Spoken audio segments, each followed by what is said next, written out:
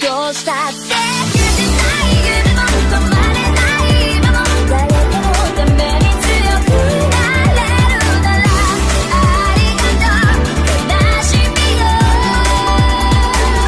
Hai, selamat datang di Kaktus Channel. Di video kali ini, aku bakalan mau bahas mengenai cerita novel Mushoku Tensei. Dan karena video ini nantinya bakalan mengandung spoiler buat kalian yang nonton anime ataupun belum baca novelnya, maka peringatan spoiler. Dan untuk kalian yang belum subscribe channel ini, silahkan subscribe terlebih dahulu, supaya channel ini nantinya punya semangat buat upload video-video terbaru. Oke, tidak usah lama-lama, kita mulai saja videonya. 3, 2, 1.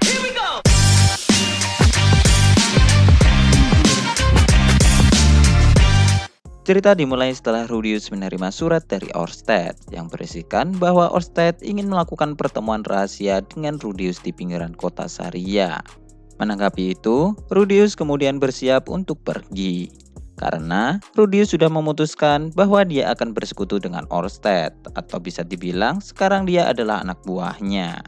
Setelah persiapan selesai, Rudius hanya berpamitan ke Aisyah dan Zenith saja, karena jika dia berpamitan ke Sylvie dan yang lainnya, mereka pasti akan bersikeras untuk ikut dengan Rudius. Selama di perjalanan, Rudius nampak cukup gugup. Bahkan, dia sempat berpikir apakah dia harus menggunakan parfum atau mandi air panas sebelum berangkat untuk menghilangkan bau keringat Eris yang melekat pada tubuhnya. Kegugupan Rudius pada dasarnya hanya karena Rudius ingin memberikan kesan yang bagus ketika bertemu dengan Orsted. Orsted adalah seorang dewa naga, dan dialah orang yang bisa membunuh Hitogami suatu hari nanti. Meskipun syarat untuk melakukannya, Orsted harus bekerja sama dengan keturunan Rudius terlebih dahulu. Rudius pernah berpikir bahwa dia cukup kasihan dengan nasib Hitogami. Namun, mengingat pengkhianatan dan percobaannya untuk melukai Roxy dan Sylvie, perasaan kasihan Rudius pun menghilang.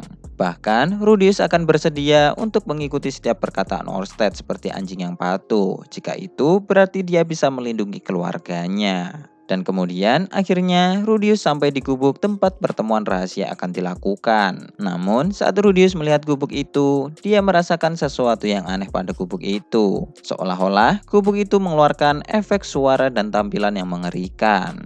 Meskipun begitu, Rudius tidak bisa ragu lagi, dan akhirnya dia memasuki gubuk itu dengan tekadnya. Dan ternyata di dalam gubuk itu sudah ada Orsted yang sedang duduk di kursi, yang mana dia saat ini melihat ke arahnya. Dan setelah itu, Orsted mengatakan bahwa dia mengira bahwa Rudius akan membawa banyak orang. Namun ternyata Rudius hanya membawa satu orang saja. Mendengar itu, Rudius nampak menjadi bingung, karena seharusnya dia datang ke sini sendirian saja. Namun ternyata Eris tiba-tiba muncul dari belakangnya dan menghunuskan pedang ke arah Orsted dengan penuh nafsu membunuh. Eris kemudian memperingatkan Orsted bahwa jika dia melakukan sesuatu ke Rudius, maka Eris akan membunuhnya. Mendengar itu, Orsted lalu mengatakan bahwa dia tidak akan melakukan apapun pada Rudius, dan saat ini Eris mau tidak mau harus mempercayainya. Dan Eris sekarang harus berpindah ke posisi di belakang Rudius. Sementara, Rudius dan Orsted akan segera memulai pertemuan mereka. Tetapi sebelum itu, Rudius meminta maaf karena Eris ternyata membututinya. Dan Rudius meminta izin untuk berbicara dengan Eris terlebih dahulu. Dan setelah mendapatkan izin dari Orsted, Rudius lalu langsung berbalik ke arah Eris dan bertanya mengapa Eris membututinya. Eris kemudian menjawab bahwa dia curiga karena Rudius berdandan sebelum dia pergi. Dan juga Eris masih belum percaya kepada Orsted. Meskipun begitu, Rudius kemudian menyuruh Eris untuk percaya kepada keputusannya. Dan jika ternyata Orsted menipu mereka, Rudius akan mengandalkan Eris untuk bertarung bersamanya. Mendengar itu, Eris kemudian menurut dan dia mau menyarungkan pedangnya kembali ke tempatnya. Dan kemudian dia pun duduk di sebelah Rudius. Setelah itu, Rudius meminta maaf sekali lagi dan mengatakan bahwa Eris mungkin berperilaku seperti itu karena dia terkena efek kutukan milik Orsted, yang mana kutukan itu membuat Orsted dibenci oleh semua orang. Orsted lalu bertanya tentang bagaimana Rudius bisa mengetahui kutukan yang dia terima, yang mana Rudius selalu menjawabnya bahwa dia tahu itu dari Hitogami. Mendengar itu, Orsted nampak berpikir sebentar. Namun, tak lama setelah itu, dia kemudian membicarakan tentang alasan mengapa dia memanggil Rudius ke sini. Yang mana hal itu berkaitan dengan janjinya yang akan melindungi keluarga Rudius dari gangguan Hitogami. Mendengar itu, Rudius kemudian teringat bahwa dia pernah membuat janji itu dengan Orsted sebelumnya. Meskipun Orsted mempunyai wajah yang cukup sangar, dia ternyata adalah orang yang cukup perhatian terhadap rekannya. Dan juga dia sepertinya orang yang akan selalu menepati janjinya. Orsted kemudian mengatakan bahwa cara paling mudah untuk melindungi keluarga Rudius adalah dengan cara memanggil hewan magis yang memiliki takdir kuat untuk menjaga anggota keluarga Rudius. Memanggil hewan magis mungkin terlihat tidak terlalu sulit. Namun, selama ini, Rudius tidak terlalu bagus untuk melakukan itu. Yang mana, Orsted kemudian membantu Rudius dengan menggambarkan lingkaran sihir pemanggilan. Dan Rudius nantinya hanya tinggal mengalirkan mana sihirnya ke dalam itu saja. Rudius berterima kasih atas bantuan Orsted. Tetapi, dia juga bertanya tentang apakah hewan panggilan sudah cukup untuk melindungi keluarganya. Yang mana, kemudian dijawab oleh Orsted bahwa hal itu adalah cara pencegahan yang paling efektif untuk saat ini. Karena Hitogami tidak bisa mengendalikan makhluk selain manusia. Hitogami juga tidak bisa memanipulasi banyak manusia. Jadi, selama Rudius terus berhati-hati, maka seharusnya keadaan akan terus baik-baik saja. Rudius sebenarnya ingin menanyakan beberapa pertanyaan ke Orsted. Namun, mengingat tentang apa yang terjadi di antara mereka sebelumnya, Rudius menjadi sungkan untuk bertanya. Melihat wajah Rudius, Orsted nampaknya menyadari tentang apa yang ingin dilakukan Rudius. Jadi, dia kemudian menyuruh Rudius untuk menanyakan apa yang ingin dia tanyakan. Dan karena mereka berdua adalah rekan sekarang, Rudius tidak perlu sungkan untuk bertanya kepadanya. Menanggapi itu, Rudius kemudian memulai beberapa pertanyaannya. Yang pertama adalah hubungan apa yang dimiliki oleh Orsted dan Hitogami. Sebelum menjawab itu, Orsted bertanya ke Rudius tentang sejauh apa Rudius mengetahui tentangnya terlebih dahulu. Yang mana Rudius mengatakan bahwa berdasarkan apa yang Hitogami katakan kepadanya, Orsted memiliki 4 kutukan. Rudius memahami 3 kutukan yang pertama. Namun, dia tidak begitu paham dengan yang terakhir. Mendengar itu, Orsted mengatakan bahwa beberapa informasi yang diberikan itu salah.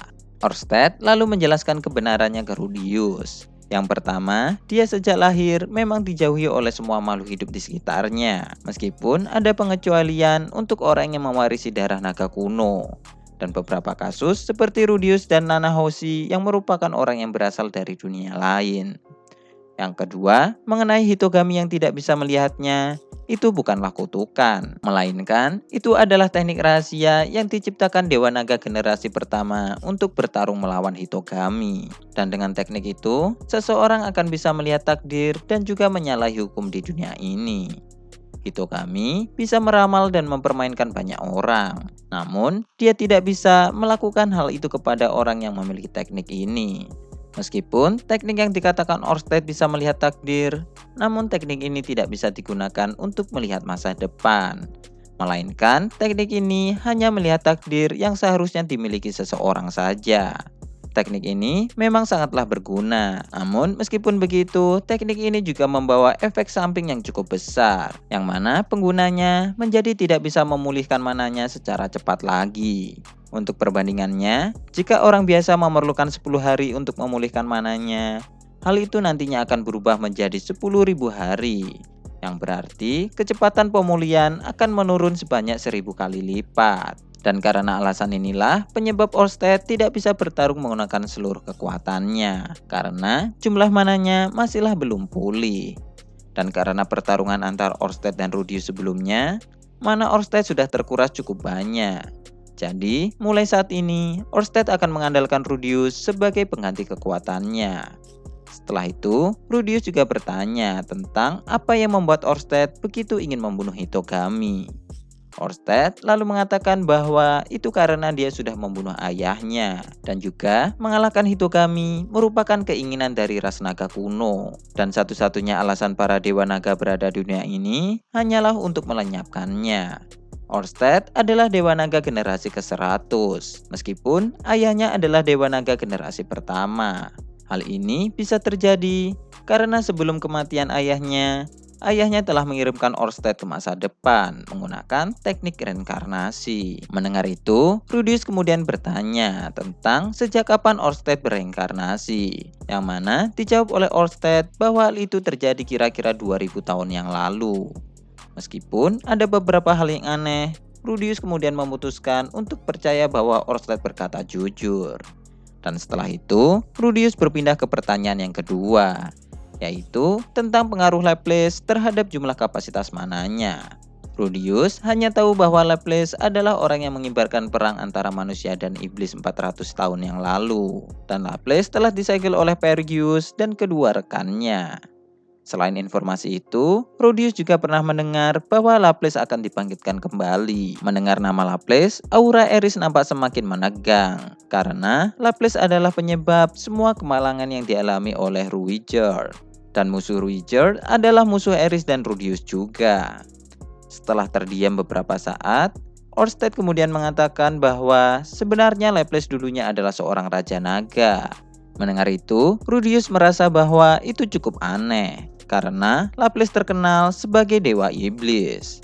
Orsted kemudian melanjutkan penjelasannya, bahwa Laplace berasal dari ras naga, dan dia adalah satu-satunya yang tersisa dari 5 prajurit naga legendaris generasi pertama. Dan di saat kehancuran dunia naga, Laplace adalah salah satu orang yang berhasil lolos dari kejadian itu, yang mana dia kemudian menjadi dewa naga generasi kedua untuk menjalankan suatu misi tertentu. Selama menjadi dewa naga, Laplace telah mempelajari cara untuk mengalahkan Hitogami, dan kemudian mengajarkan teknik yang telah dia ciptakan kepada dewa naga generasi selanjutnya. Hingga akhirnya teknik itu sampai kepada Orsted. Namun ketika Laplace memulai perang antara manusia dan iblis, dia harus bertarung melawan dewa tempur yang merupakan bidak dari Hitogami, yang mana pertempuran itu terjadi begitu sengit dan berakhir dengan jiwa Laplace yang terbelah menjadi 2 bagian. Dan kemudian ketika jiwa Laplace terbelah menjadi 2, hal itu juga berarti ingatannya terbagi menjadi 2 juga, yang mana jiwa pertama berubah menjadi dewa iblis yang membenci para manusia, dan yang satunya lagi berubah menjadi dewa teknik yang berusaha menjadi orang terkuat di dunia.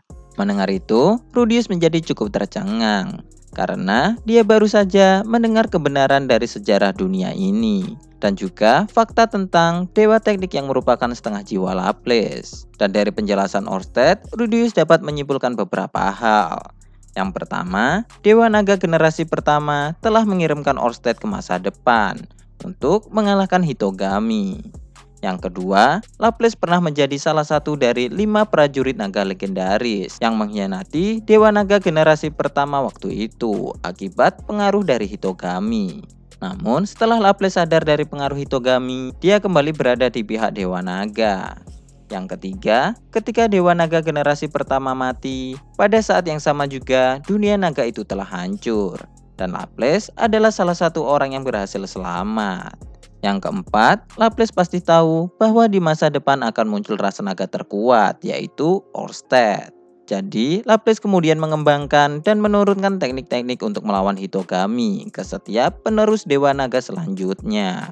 Dan sekarang, teknik itu telah berakhir pada Orsted. Dan yang terakhir, ternyata Hitogami telah memanfaatkan dewa tempur untuk mengganggu rencana Laplace, yang mana dewa tempur memiliki kekuatan yang cukup untuk membelah jiwa Laplace ketika bertempur dengannya. Dan akibat dari pertempuran itu, jiwa Laplace terbagi menjadi 2. Atau mungkin saja Laplace memang sengaja membagi jiwanya menjadi 2. Rudius benar-benar memeras otaknya untuk memahami setiap cerita ini. Namun ternyata Orsted masih melanjutkan penjelasannya, yaitu jiwa Laplace yang menjadi dewa iblis telah kehilangan kekuatannya sebagai ras naga. Namun dia masih mengingat bahwa tugas utamanya di dunia ini adalah untuk membunuh seseorang yang tidak lain adalah Hitogami atau dewa manusia. Namun karena ingatannya terbelah, dia tidak bisa mengingat nama dewa manusia dan berakhir hanya teringat dengan kata manusia, yang mana akhirnya dia berniat untuk membantai seluruh ras manusia. Dan karena dewa iblis memiliki jumlah mana milik Laplace sebelumnya, dia telah berubah menjadi sosok yang sangat mengerikan. Sementara bagian jiwa kedua yang berubah menjadi Dewa Teknik tidak memiliki mana. Namun Dewa Teknik ingat bahwa salah satu tugasnya adalah untuk mempelajari berbagai macam teknik untuk diwariskan ke seseorang. Dewa Teknik juga hanya memiliki setengah ingatan, dan dia hanya mengingat kata dewa daripada dewa manusia. Dan karena itulah dia ingin berusaha untuk menjadi orang yang terkuat, yang bahkan bisa melebihi dewa. Dan untuk mencapai itu, Dewa Teknik telah mengumpulkan orang-orang terkuat di dunia dan menamainya sebagai 7 kekuatan dunia. Dan dia menempatkan dirinya sendiri pada posisi tertinggi dari 7 kekuatan dunia itu. Setelah mengikuti penjelasan sejauh ini, Rudius selalu bertanya mengenai bagaimana Orsted bisa tahu tentang semua cerita ini. Karena bukankah Orsted baru muncul setelah perang antara manusia dan iblis itu telah berakhir? Mendengar itu, Orsted lalu menjawabnya bahwa dia bisa mengetahui semua hal itu karena dia membaca kisah Laples yang tertulis di reruntuhan ras naga kuno. Nampaknya, Laples telah menuliskan kisahnya di sana sebelum dia menemui nasib yang sekarang. Setelah semua cerita itu, Rudius kemudian bertanya tentang bagaimana Laples bisa terhubung dengan besarnya kapasitas mana miliknya. Orsted kemudian menjelaskan bahwa hal itu karena Laples ingin menggunakan teknik reinkarnasi milik Dewa Naga generasi pertama. Secara teknis, teknik ini adalah teknik pengiriman roh ke dalam tubuh orang lain. Dan teknik ini tidak bisa digunakan jika tubuh baru mengalami tanda-tanda penolakan untuk menerima roh yang akan dihidupkan. Jadi, karena itulah Dewa Naga generasi pertama mencari cara untuk mengatasi kesalahan tersebut dengan cara menanamkan kekuatannya ke banyak orang. Dan ketika orang-orang itu mempunyai anak, maka jumlah wadah yang menjadi pilihan untuk roh yang akan direinkarnasikan akan bertambah. Dan dengan ini, resiko roh akan ditolak tubuh akan berkurang. Dengan kata lain, roh itu nantinya bisa mengambil alih tubuh seseorang dan hidup dengan identitas baru tanpa kehilangan ingatan kehidupan sebelumnya. Mendengar itu, tangan Rudius kemudian menjadi gemetar. Namun, Orsted masih melanjutkan penjelasannya bahwa meskipun Laples telah kehilangan setengah ingatannya, namun nampaknya dia mengetahui tentang teknik reinkarnasi. Jadi, ketika dia dikalahkan oleh Perguis, dia bisa dibangkitkan lagi menggunakan teknik reinkarnasi. Dan tentu saja, Laples sudah membagi kekuatannya untuk menciptakan wadah baginya. Dan Rudius adalah salah satu wadah itu. Selain Rudius, masih ada orang lain yang memiliki karakteristik milik Laples yang mungkin menjadi wadahnya. Yang mana karakteristik itu adalah ahli menggunakan sihir, kapasitas mana yang besar, berambut hijau, dan terakhir dengan mata iblis. Mendengar itu, Rudius sempat berpikir tentang Sylvie. Karena Sylvie dulu sempat memiliki warna rambut hijau. Namun, Orsted membantah hal itu, karena Laples hanya bisa dilahirkan dalam tubuh laki-laki. Rudius saat ini juga memiliki karakteristik dari Laples, yang mana dia memiliki kapasitas mana yang melebihi manusia. Namun, meskipun tubuh Rudius sudah didesain untuk memiliki jumlah kapasitas mana yang besar, Rudius masih tidak akan bisa memiliki jumlah mana sebesar ini jika dia tidak giat berlatih. Yang mana jika Rudius kurang berlatih, mungkin kapasitas mananya hanya sedikit di atas manusia pada umumnya saja. Rudius lalu bertanya untuk memastikan bahwa dia bukanlah Laples. Yang mana dijawab oleh Orsted bahwa tentu saja bukan, karena Laples masih membutuhkan beberapa waktu lagi hingga akhirnya dia bisa dibangkitkan. Mendengar itu, Rudius kemudian menjadi cukup lega. Namun, dia merasa sedikit bersalah karena Rudius ternyata menggunakan kekuatan dari Laples, yang mana dia adalah orang yang membuat Ruijerd menderita. Akan tetapi, Rudius menghilangkan perasaan itu dengan meyakinkan dirinya bahwa kekuatan itu akan bergantung kepada siapa orang yang akan menggunakannya. Melihat Rudius, Orsted nampaknya juga menyadari perasaan Rudius tentang kemungkinan bahwa dia telah membunuh pemilik tubuh Rudius Greirat dalam proses reinkarnasinya. Dan kemudian Orsted mengatakan bahwa Rudius tidak perlu khawatir tentang roh asli pemilik tubuh dari Rudius, karena roh itu seharusnya sudah mati sebelum Rudius datang. Mengingat tidak akan ada roh manusia yang bisa hidup di dalam tubuh manusia dengan kapasitas mana besar yang disiapkan untuk wadah Laples. Dengan kata lain, Rudius Greyrat yang asli sudah mati bahkan sebelum Rudius yang saat ini memasuki tubuhnya. Mendengar itu, Rudius menjadi sangat bersyukur karena dia tidak merampas kehidupan milik orang lain. Dan sekarang, Rudius bisa meyakinkan dirinya sendiri bahwa dia adalah anak Paul dan Zenith. Dan setelah itu, Rudius berpindah ke pertanyaan selanjutnya mengenai penyebab bencana metastasis. Oke, sekian dulu untuk pembahasan di video kali ini. Pembahasan selanjutnya mungkin akan kita bahas di video selanjutnya. Jangan lupa tulis pendapat kalian di kolom komentar dan juga like dan subscribe. Terima kasih sudah mendengarkan dan goodbye.